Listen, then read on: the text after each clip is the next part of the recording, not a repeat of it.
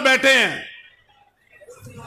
मैं धन्यवाद करूंगा उन तमाम साथियों का जो कई सौ किलोमीटर की दूरी तय कर आज इस ऐतिहासिक पंचायत में शामिल होने के लिए आए हैं।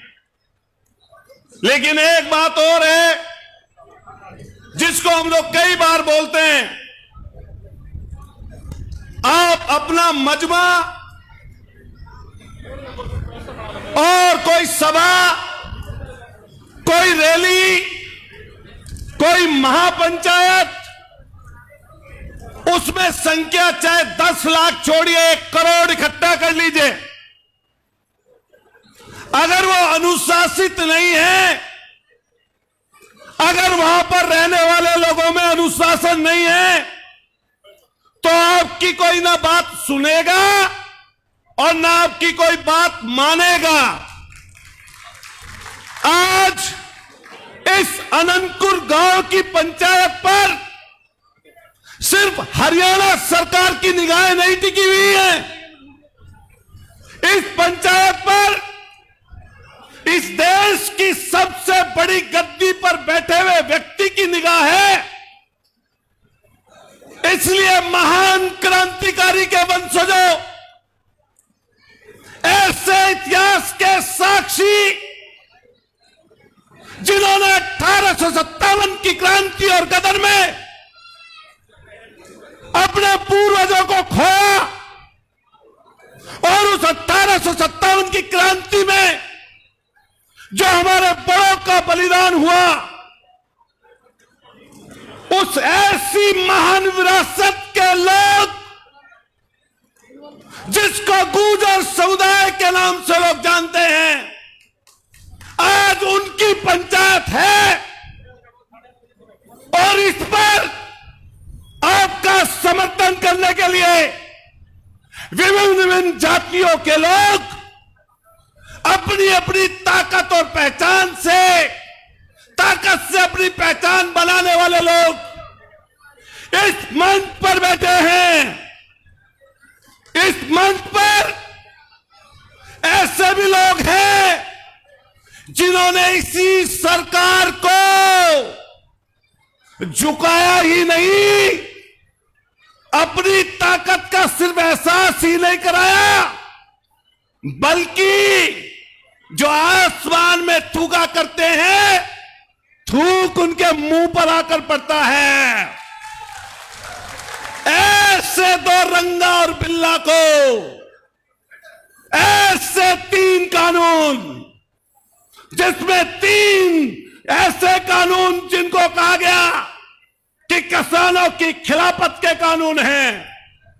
मैं गुर्जर जाति के एक लड़के से, एक नौजवान से, बड़े से, बुजुर्ग से इस बात की अपील करता हूं कि अगर कुछ सीखना है, अगर कुछ समझना है, अगर कोई पहचान करनी है, तो ऐसे लोगों से करो जिन्होंने 13 महीने तक संगीनों के साए में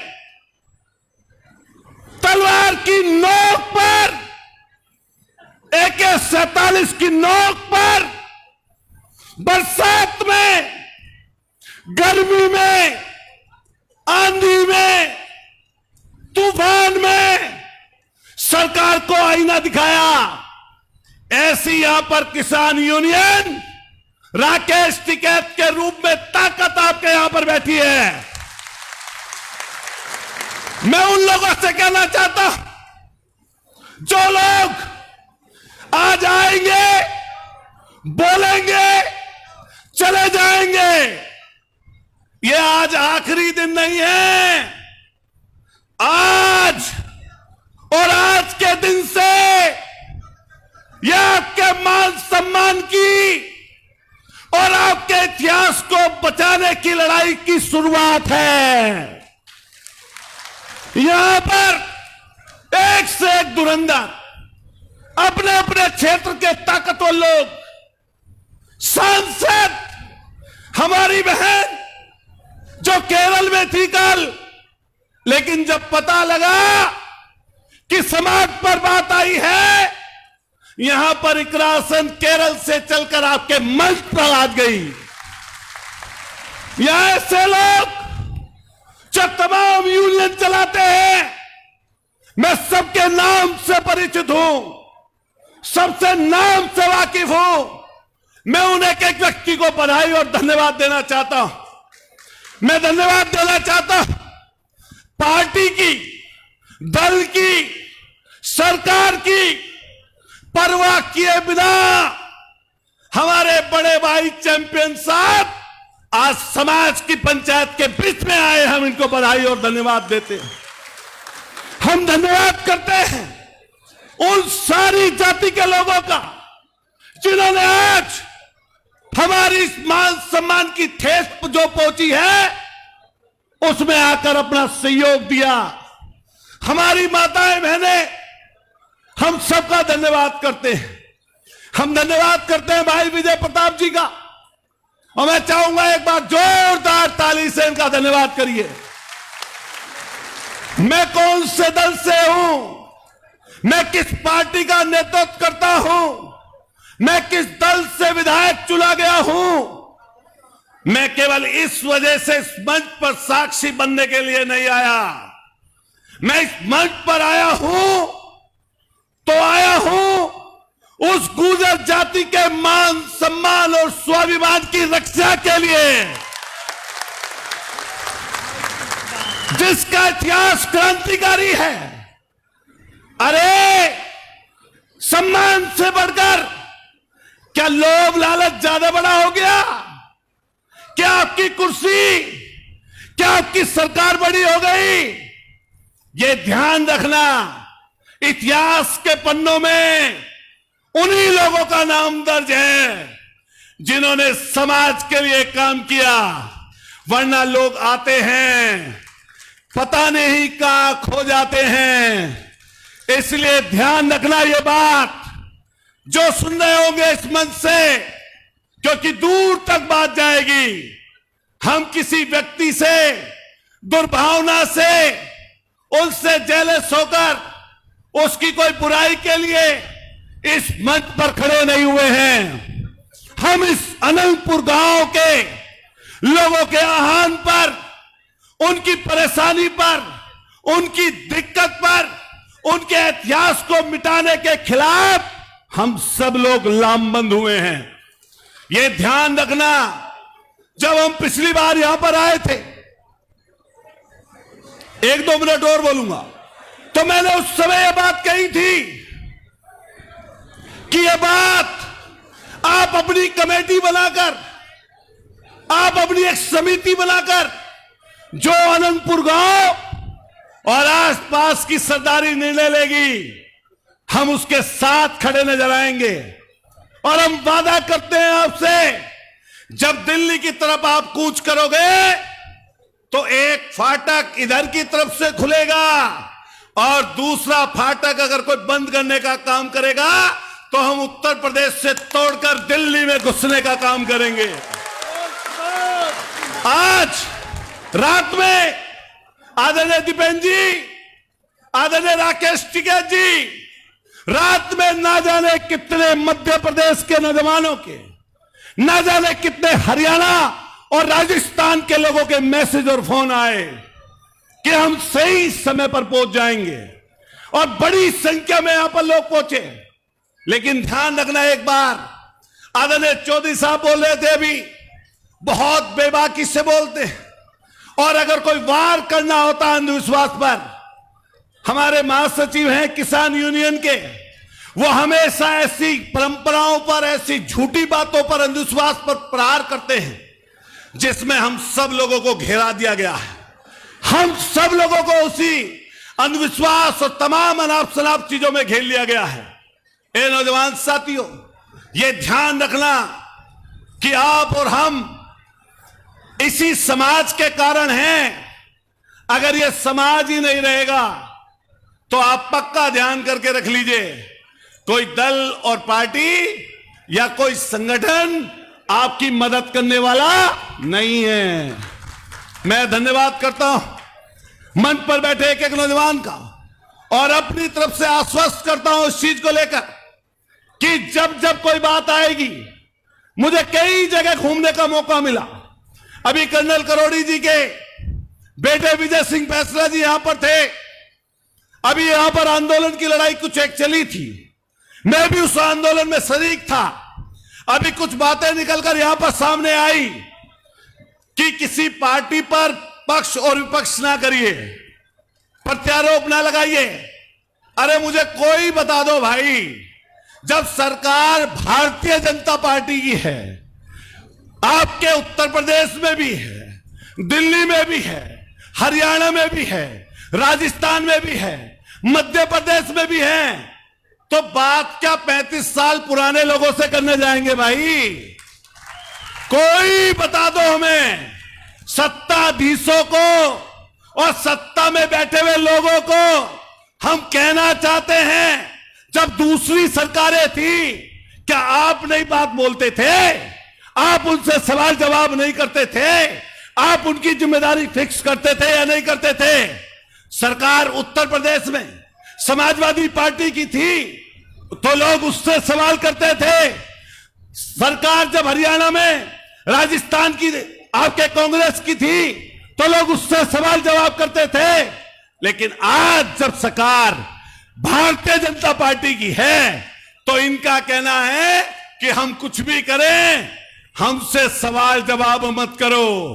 मैं एक बात कहना चाहता हूं, मंच पे बैठे लोग सत्ता को चुनते हैं, जनता की वोटें पड़ती हैं, लोग सत्ता में सत्ताधीश होते हैं, लेकिन ये ध्यान रखना, जो सत्ता में बैठे हुए लोग हैं, इस लोकतंत्र के लोकशाही में सत्ता पक्ष और विपक्ष दोनों हैं। जहां आपने एक तरफ सत्ता खड़ी कर दी, विपक्ष को भी जिंदा रखने की जिम्मेदारी आपकी लोगों की है, हम लोगों की है। अगर वो नहीं बचेगा तो आपकी आवाज उठाने वाला कोई नहीं होगा। ये अनंतपुर गांव की धरती, इस पर कब्जा करने वाले लोग, आप सोच रहे हैं ये चंद सिपाही, ये दरोगा, ये एसपी हैं? नहीं, इस पर नजर एक बड़े धन्ना सेठ की है, जो दिल्ली में बैठे हुए दो उन ताकतवर लोगों के, जो गुजरात से चल के आए हैं, उन लोगों के नजदीक का आदमी है। इस टापू पर, इस पहाड़ी पर, इस आपके ऐतिहासिक धरती पर नजर उन दोनों की है। इसलिए लड़ाई आपकी कमजोर ना पड़े, हल्की ना पड़े, उसके लिए सब लोगों को साथ लेकर चलो। मैंने तो विजय प्रताप जी कल ये बात कही कि कोई मंच है, पंचायत है, कोई सरकार में बैठा हुआ व्यक्ति भी अगर मंच पर आना चाहे तो उसका भी स्वागत करिए। लेकिन आप बताओ, ऐसी कौन सी परेशानी, ऐसी कौन सी दिक्कत, ऐसी कौन सी दुविधा, ऐसा कौन आपको रोक रहा है? जब हमारे भाई समाज का होने के नाते कुंवर चैंपियन आ सकते हैं, तो आप बताओ, आप सरकार में बैठे हुए लोगों, ए सत्ताधीशों, समाज के नाम पर खड़े होने वाले लोगों, आप क्यों इस मंच पर नहीं आए? आप आते और पूरी सरदारी को, पूरे समाज को इसी मंच से आकर कहकर जाते कि मैंने इतना करा दिया और बाकी कुछ बचा है तो उसको भी करा दूंगा। लेकिन हाथ में तो उनके भी विचारों के कुछ नहीं है। बेशक लॉलीपॉप दे दें, बेशक छोटी मोटी झूठ बात बोल दें, लेकिन हाथ में उनके भी कुछ नहीं है। क्योंकि जो दिल्ली में बैठे हैं उन्होंने तो कठपुतली बना रखे हैं। बताओ, हरियाणा के मुख्यमंत्री जी की क्या हालत है? मुस्कुरा दो, मिमिक्री कर दो, अगर कोई बात कहने जाए तो हंसकर मुस्कुराकर उसको विदा कर दो। क्या है या नहीं बता दो, बताओ हां या नहीं, तो जोर से बोलो हां या नहीं है बात। और फिर मैं तो डंके की चोट पे कहना चाहता हूं, पूरा का पूरा चुनाव जातीय बंटवारा करके गरीब गुरबा लोगों को यह कहकर कि तुम्हें एक जाति खा जाएगी, तुम्हें एक जाति मिटा देगी, सारे लोगों का ध्रुवीकरण कराया और चुनाव जीतकर चले गए। यहां पर डर हरियाणा में किसी अलग जाति का दिखाते हैं, महाराष्ट्र में किसी और जाति का दिखाते हैं, गुजरात में किसी और जाति का दिखाते हैं, और उत्तर प्रदेश में हिंदू और मुसलमान का दिखाते हैं। इसलिए कहना चाहते हैं समझदार लोगों, ए नौजवान साथियों, मैं आपकी गैरत को ललकारता हूं। अगर उस मां की कोख से जन्म लिया है जिसको शेरनी कहते हैं, और आप लोगों से यह भी कहना चाहता हूं, अगर आपकी नसों में दौड़ने वाला खून उस मां पन्ना दाई का है जिसने अपने बेटे की शहादत दी, अगर आपकी रगों में दौड़ने वाला खून वो धन सिंह कोतवाल का है जिसने 1857 की क्रांति का बुगुल फूका, तो खड़े हो जाओ, हिम्मत दिखाओ और साहस दिखाओ, आंख से आंख मिलाओ और इनसे आंख से आंख मिलाकर कहो कि तुम्हारी जाति सहन नहीं करेंगे। और अगर तुमने एक भी काम इस बार बुलडोजर छोड़ो, अगर किसी भी चीज का किया तो लोकतांत्रिक तरीके से तो लड़ेंगे ही, लेकिन साथ साथ तुम्हारी ईंट का जवाब पत्थर से देंगे। इस बार ईंट का जवाब पत्थर से देंगे। ध्यान रखना ये बात, जो लोग बुरे समय में जो साथ देते हैं उनके साथ को भूल जाते हैं, जो अपना बुरा समय भूल जाते हैं, ये ध्यान रखना, वो तरक्की की लंबी सीढ़ियां नहीं चढ़ सकते। इसलिए कोई अगर एहसान करे, उसके एहसान का बदला तो किसी तरह चुकता नहीं किया जा सकता, लेकिन एहसान का बदला एहसान से ही चुकाया जा सकता है। आज हमारे ब्राह्मण समाज के लोग, आज हमारे ठाकुर समाज के लोग, आज हमारे जाटव समाज के लोग और जाट समाज के लोगों की बड़ी सरदारी यहां पर बैठी है। हम आपकी तरफ से, अपने गुर्जर समाज की तरफ से जो भी सरदारी आई है, जो भी संगठन यहां पर आए हैं, उनको धन्यवाद देते हैं। और आपसे चाहते हैं एक बार दोनों हाथ खड़े करिए, सब लोग दोनों हाथ खड़े करिए जो इस पंचायत में शामिल हुए हैं, और उनका ताली बजाकर स्वागत और सत्कार करिए, उनका धन्यवाद दीजिए।